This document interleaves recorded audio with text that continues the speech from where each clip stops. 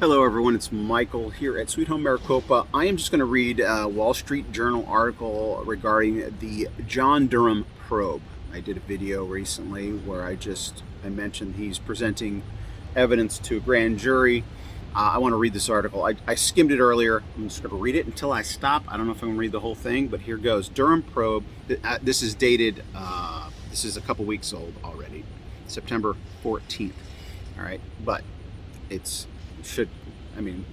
where it stands. Durham probe of what sparked Russia investigation examines FBI tipsters. Special counsel John Durham, appointed during the Trump administration to examine the origins of the FBI's 2016 Russia probe, is presenting evidence to a grand jury and preparing a lengthy report expected to be completed in the coming months, according to people familiar with the matter. Mr. Durham's review, which began in May of 2019, has led to one prosecution to date and has gone on longer than the 2-year tenure of Special Counsel Robert Mueller, who in May 2017 took over the investigation into Russian interference in the 2016 election.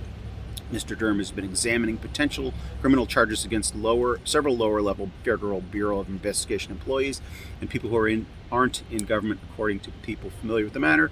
Mr. Durham was also expected to deliver a report by the end of the summer, though that target is likely to be pushed back, some of the people said.